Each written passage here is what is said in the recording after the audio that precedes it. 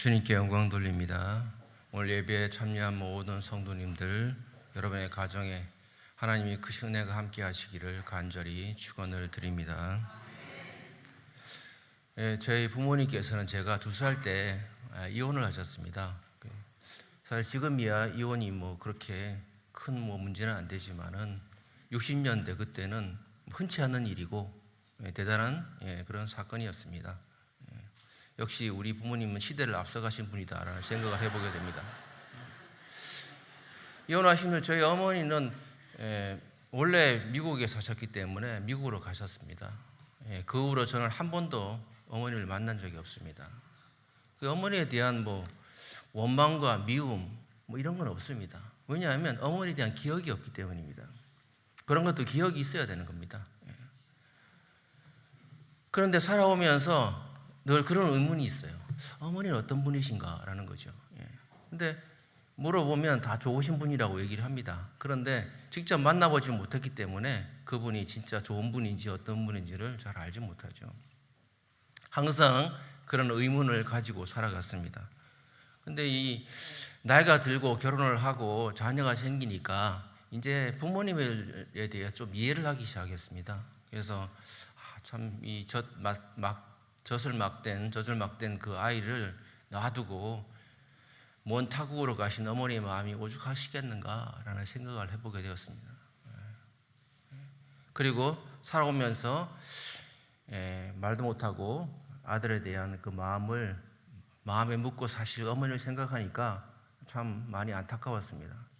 그래서 하나님께 기도했죠. 하나님, 제가 어머니를 만나지 못해도 좋으니까 멀리서나마 아들이 잘 살고 있다는 것을 아셔서 남은 인생 편안하게 살았으면 좋겠다라고 그렇게 기도드렸습니다. 그런데 며칠 후에 이건주 경사라는 분한테 전화가 왔습니다. 제 그 외숙모님이 미국에서 저를 찾고 있다라는 소식을 저한테 말씀해 주신 겁니다. 이 이건주 경사님이라는 분은 그렇게 실종 가족들을 찾는 그 사명을 가진 그런 분이고 얼마 전에 보니까 백석대학교 교수로 가 계시더라고요.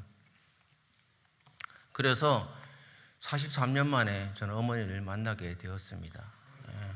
사람들은 기본적으로 어떤 그 뿌리, 시작, 근원 이런 것에 대한 의문을 가지고 살아가고 있습니다. 우리는 어디서 와서 어디로 가는가라는 것이요. 그것이 인간의 기본적인 물음입니다. 우리 그리스도인들도 마찬가지입니다. 우리가 믿는 하나님은 과연 어떤 분이신가? 왜 우리가 많은 사람 중에 이렇게 교회를 다니게 되었는가? 하나님을 믿게 되었는가라는 것이죠. 물론 여러분 중에서는 교회를 다닐 때 어떤 친구가 권유로 다니는 분들도 있고 이웃이 이렇게 권유해서 다니신 분도 있습니다. 그리고 부모님들이 교회를 다니시기 때문에 또 자연스럽게 교회를 나오시는 분도 있습니다. 이 모든 것이 우연이라고 생각할 수 있습니다. 오늘 말씀을 통해서 왜 우리가 이 자리에 와 있는지 그 근본적인 질문에 대한 답을 드리고자 합니다. 오늘 말씀 찬송하리로다 라고 시작하는 문장은 우리 성경에는 3절부터 14절까지 12절로 이렇게 나눠져 있습니다. 그런데 원래 그 헬라 원문을 보면 한 문장으로 되어 있습니다. 이 긴 글이 한 문장으로 되어 있습니다. 사도 바울은 받은 은혜를 너무 감격해서 정말 이 단전에서 끓어오르는 그런 감격을 빠르게 강하게 그렇게 노래하고 있습니다. 하지만 바울이 에베소서를 쓸 당시에 그는 찬양할 그런 상황이 아니었습니다. 그는 감옥에 갇혀 있었고 순교의 시간이 점점 다가오고 있었습니다. 어떻게 그런 상황 속에서 이렇게 강력하여 하나님을 찬양할 수 있을까요? 오늘 이 시간 바울처럼 받은 은혜를 기억하고 그 은혜의 감격을 회복하는 성도들이 되시기를 주님의 이름으로 간절히 축원을 드립니다.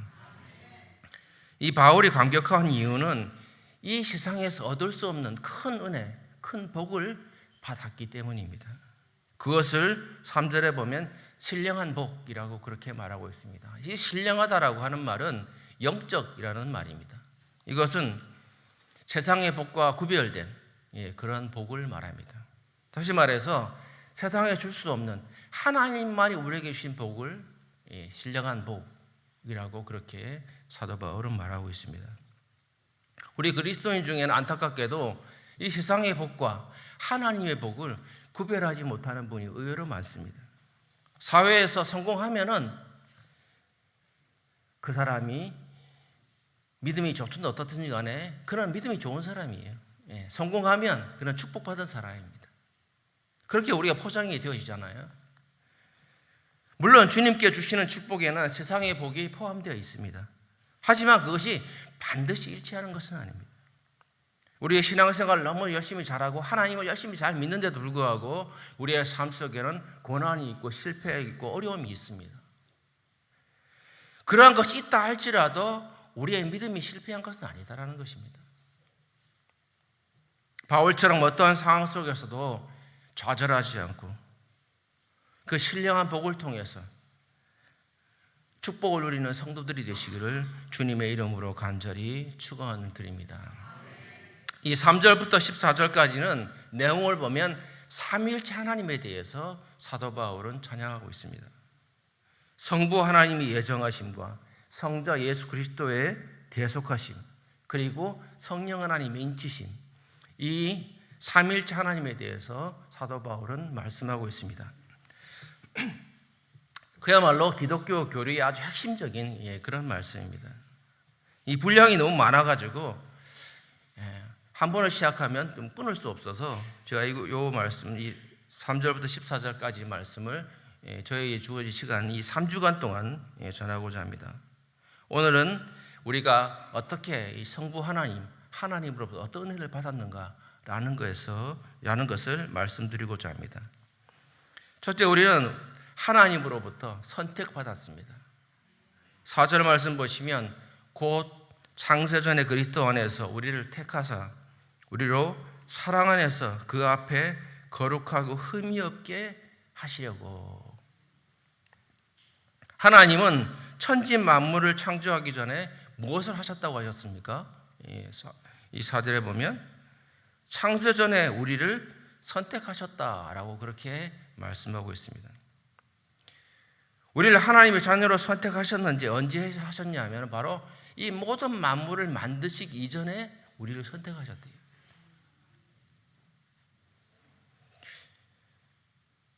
이 말씀을 여러분이 정말 믿으십니까? 사실 이 바울의 이 상상력 참으로 놀랍지 않을 수 없습니다. 그의 이 인식이 미치는 범위가 창세 이전에까지 가고 있다는 것입니다. 인간의 논리로는 이해할 수 없는 그런 부분입니다. 왜냐하면 창세 이전에 우리를 선택했다고 하는 것은 과학적으로 증명이 안 돼요. 증명할 수가 없습니다.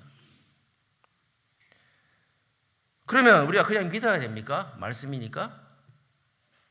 그 믿겨야 믿어지는 거죠. 믿겨야 믿어지는 거죠. 그렇지 않습니까? 이해가 되어야 믿음이 생기게 됩니다. 우리는 아는 만큼 믿을 수 있습니다. 그러면 우리가 어떻게 믿고 이해할 수가 있을까요? 주님께서 나와 함께 하심을 알게 될 때, 깨닫게 될 때 비로소 우리는 이해하게 됩니다. 하나님의 살아계신 그 하나님의 존재를 우리가 알게 될 때 비로소 이해하게 된다는 말입니다. 우리는 주님을 만나는 그 순간 자신이 이 자리에 있는 것이 결코 우연이 아니다라는 것을 깨닫게 됩니다. 지금까지 모든 것이 하나님의 인도하심이었구나라는 것을 알게 됩니다. 이것을 기독교 교리는 뭐라고 하냐면 섭리라고 합니다. 섭리. 우리의 거대한 하나님의 계획 속에 우리 한 사람이 있다는 거죠. 하나님께서 우리 한 사람 한 사람을 위해서 다 계획을 세우셨습니다. 제가 몇 번에 걸쳐서 주님을 개인적으로 만나는 것, 이것을 강조한 이유가 바로 여기에 있습니다. 아무리 우리가 말씀을 들어도 내가 만나지 못하면은 이게 현실이 아니거든요. 이 말씀을 우리가 믿을 수가 없어요. 어떻게 창세전에 나를 선택하시려고 계획을 세우냔 말입니다. 그런데 만나게 되면 이해가 됩니다. 아, 내가 이 자리에 있는 것이 결코 우연이 아니었구나라는 것이죠. 제가 이 자리에 있는 것이 우연이 아니죠. 벌써 분명 하나님께서 뭔가 인도하심에 따라서 저도 이 자리에 와 있는 것입니다. 우리가 선택받은 아주 특별한 존재다라는 것을 비로소 깨닫게 되고, 그때부터 우리는 올바른 믿음 가지고 제대로 된 삶을 살아갈 수가 있습니다. 이쯤 되면 우리는 불안해집니다. 왜냐하면 과연 그러면 나는 선택받은 존재이냐는 거죠. 선택받았다라는 것은 뭐예요? 반대로 선택 안 받은 존재도 있다라는 거잖아요. 그럼 나는 선택받았냐? 의문을 가질 수 있죠.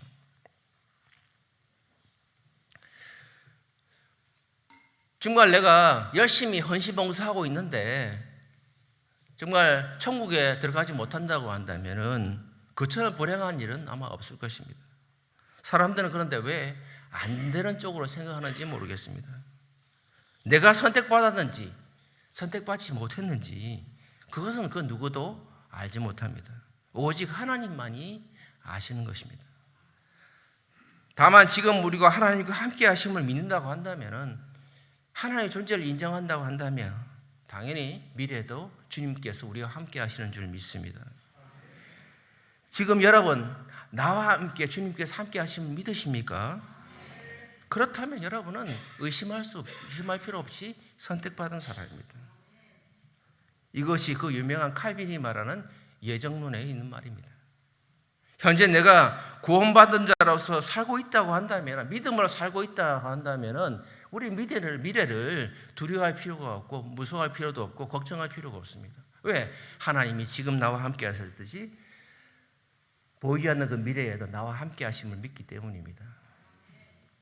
우리를 택했다고 하는데, 이 택했다고 하는 말은 뭐냐면 많은 사람들 중에 뽑았다라는 거예요.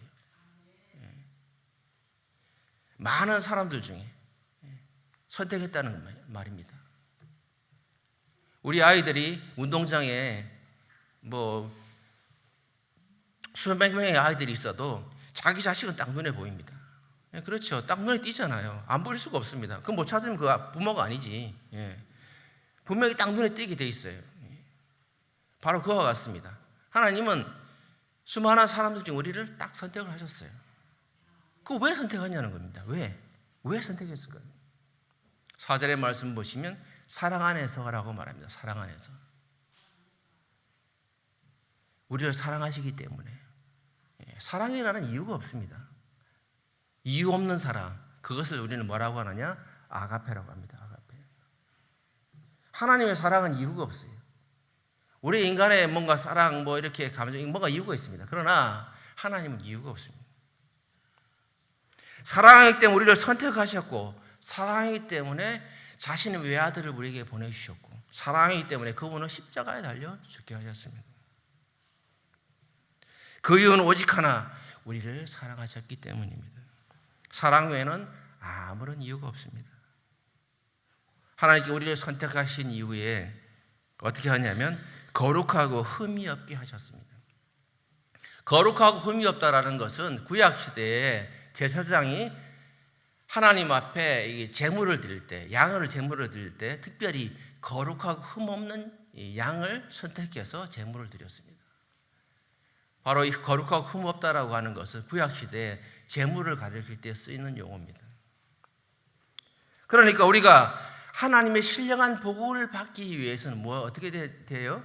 하나님 앞에 나설 수 있으려면 어떻게 되냐면 거룩하고 흠이 없어야 돼요. 근데 그거 불가능하잖아요. 왜? 흠이 있으니까. 흠이 있잖아요. 흠이 있고, 그리고 우리는 재물처럼, 구약의 재물처럼 잡아 죽을 수 없죠. 죽을 수가 없잖아요. 재물이 안 되는 겁니다. 우리는 재물이 안 돼요. 하나님 앞에. 그럼 어떻게 해야 됩니까? 그래서 그 문제를 해결하기 위해서 하나님께서는 하나님의 아들 되어진 예수님을 우리를 위해서 보내주셨다라는 것입니다. 기독교의 구원은 인간의 노력과는 아무런 상관이 없습니다. 이 부분이 바로 다른 종교와 차이점입니다. 왜 하나님께서는 아들 대신 그 예수님을 우리 한 사람 한 사람을 대신해서 제물로 보내셨을까요? 그것은 우리를 하나님의 자녀로 삼기 위해서입니다. 5절의 말씀 보시면 그 기쁘신 뜻대로 우리를 예정하사 예수 그리스도로 말미암아 자기의 아들이 되게 하셨으니, 하나님께 우리를 거룩하고 흠이 없는 존재가 되게 해야 되는 것은 뭐냐 하면 바로 자신의 아들을 삼기 위해서입니다. 이 아들을 삼는다, 자기 아들이 되게 하셨다라고 하는 건 뭐냐면 원래 원문을 보면 양자로 입양했다라는 그런 뜻입니다.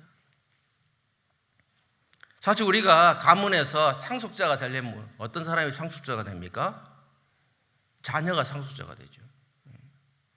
혈육이어야 됩니다. 혈육. 자녀가 없으면 어떻게든 그 핏줄을 찾아가지고 상속자로 만들잖아요. 그런 우리의 문화 속에서는 이 말씀을 이해할 수가 없습니다. 로마의 그 풍습을 보면은 좀 이해를 할 수 있습니다. 당시 로마에서 이 아버지는 이 가정에 절대적인 권력을 가진 사람입니다. 자녀를 포함해서 모든 것들은 다 아버지의 소유물입니다. 그래서 모든 것의 생사여탈권을 아버지 손에 가지고 있습니다. 이 가장은, 아버지로서의 가장은 자기의 상속자를 지명할 수가 있어요. 반드시 친자가 아니어도 됩니다. 자기가 낳은 아들이 아니어도 돼요. 자기가 원하면은 자기가 원하는 사람을 선택해서 자신의 가문의 상속자로 삼을 수 있습니다. 그 배너라는 옛날 영화를 보면은 그런 내용들이 있어요. 그 배너라는 영화 혹시 보신 분 많으시겠지만 그 보면은 유다라는 사람이 나오잖아요. 유다가 그 사람이 누명을 쓰고 이제 노예로 팔려가게 됩니다. 노예로 팔려가게 돼서 배에 노젓는 일을 하게 됩니다. 근데 마침 그 해전이 일어나요. 해전이 일어나서 그 배가 침몰하게 됩니다. 이 사람은 겨우 살아남으면서, 유다라는 사람은 겨우 살아남게 됩니다. 그때 그 배를 지휘하던 사령관을 구하게 됩니다. 그 사령관이 너무 고마워서 그 유다를 자기의 반지를 빼주면서 내 아들이다 라고 그렇게 말합니다. 상속자로 삼은 거죠. 이게 바로 이제 그 베너라는 영화를 보면 로마의 그 당시의 풍습을 이해할 수가 있습니다. 자신의 아들이 정해지면, 자신의 아들, 그 가문을 이어갈 그 계승할 아들이 정해지면은 당시 행정관 앞에 가가지고 내 이 사람을 내 아들로 삼겠소라고 하면서 입양 수속을 받게 되어 있습니다. 그렇게 되면 입양 수속가 완료되면 그 아이는 본가의 모든 권리를 잃게 되고, 그리고 그 양가의 그 집안의 모든 것을 상속받게 됩니다. 바울은 당시 로마의 입양 절차를 그 비유로 들어서 우리가 하나님의 자녀가 된다는 것을 말씀해 주고 있습니다. 우리가 전에는 죄와 세상의 자녀였었지만 예수 그리스도를 통해서 하나님의 자녀가 되었고 하나님 나라 상속자가 되었다라는 것입니다. 사랑하는 성도 여러분, 우리 모두는 예수 그리스도를 통해서 하나님의 자녀가 되었습니다. 이것을 여러분이 정말 믿으십니까? 그렇다면 그 받은 은혜를 기억하며 늘 감사하며 살아가는 성도들이 되시기를 주님의 이름으로 간절히 축원을 드립니다. 그런데 이 모든 것은 뭐예요? 대가가 없이 하나님이 주셨습니다. 6절의 말씀 보시면 이는 그의 사랑하시는 자 안에서 우리에게 거저 주시는 바 그 은혜의 영광을 찬송하게 하려는 것이라. 아멘. 공짜 점심은 없다라고 하는 말을 여러분이 들어보셨을 겁니다. 이 세상에는 공짜가 없어요. 항상 뭔가 있으면 대가가 따르게 되어 있습니다. 그것이 너무나 자연스럽습니다. 그러나 하나님께서는 모든 것을 우리에게 그냥 거저 주셨습니다. 공짜로 주셨어요. 우리를 택하셔서 하나님의 자녀로 삼으신 모든 것들이 공짜입니다. 무료예요. 거저 주시는 바, 6절의 말씀은 거저 주시는 바라는 게 뭐냐면 대가가 없다라는 그런 말입니다. 다른 말로 하면 이것을 은혜라고 합니다. 은혜. 은혜라는 말은 대가가 없다. 그냥 주셨다라는 그런 뜻입니다. 우리가 하나님의 자녀가 된 것은 오직 하나님의 은혜입니다. 하나님께서 우리에게 아무것도 요구하지 않으십니다. 다만 우리가 이 땅에 살아가는 동안 하나님의 자녀로서 해야 될 일이 있죠. 그건 뭐냐면 예수님께서 요한복음 6장 29절에 말씀하시기를 하나님께서 보내신 일을 믿는 것이 하나님의 일이니라. 우리가 그리스도인이 해야 될 일이 뭐예요? 하나님의 보내신 일을 믿는 것, 예수 그리스도를 믿는 것이 우리의 일이다라는 겁니다. 여러분, 열심히 봉사 안 해도 돼요. 뭐 헌금 열심히 안 해도 됩니다. 전도하지 않아도 돼요. 그것이 여러분의 구원과는 아무런 상관이 없습니다. 아무런 상관이 없어요. 여러분 열심히 뭐 봉사하고 헌신하고 뭐 기도하고 하면은 뭔가 하나님 뭔가 이쁘게 보셔가지고 뭔가 줄 것이야 라고 생각할 수 있어요. 절대 그런 생각하시면 안 돼요. 이미 많은 걸 받았어요. 더 받으려고 하는 건 염치가 없다고 저는 생각합니다. 염치가 좀 있어야 이 사람이. 이미 많은 걸 받았어요. 그리고 하나님 우리 한 사람 한 사람의 계획을 갖고 있습니다.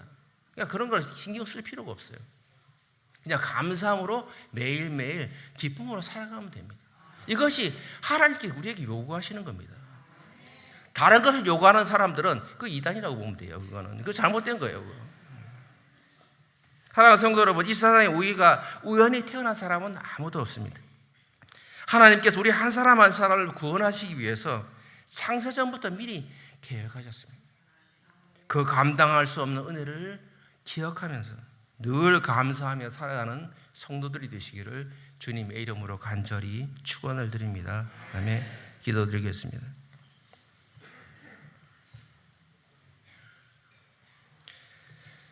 하늘에 속한 모든 신령한 복으로 우리에게 채우신 하나님 아버지, 주님께 모든 영광을 드립니다. 우리 한 사람 한 사람을 만세전에 우리를 택하여 주시고 하나님의 자녀 삼으시는 모든 계획을 세우시니 참으로 감사를 드립니다. 예수 그리스도를 통해서 우리 한 사람 한 사람을 또한 자녀로 삼으시니 너무나 감사를 드립니다. 주님, 우리가 늘 바울처럼 은혜와 감격, 받은혜와 감격을 가지고 살아갈 수 있도록 성령이여 우리를 인도하여 주시옵소서. 지금은 우리 한 사람 한 사람을 구원하시기 위해서 십자가의 모진 고난을 당하시고 부활하신 주 예수 그리스도의 그 크신 은혜와 우리를 사랑하시되 자신의 아들을 아낌없이 내어주신 하나님 아버지의 크신 사랑하심과 성령 하나님의 도우심과 인도하심이 하나님 은혜를 기억하며 깨닫고 늘 감사하며 감격하며 살아가기로 결단하는 우리 성도들 머리 위에 지금부터 영원까지 함께 하시기를 간절히 축원하옵나이다. 아멘.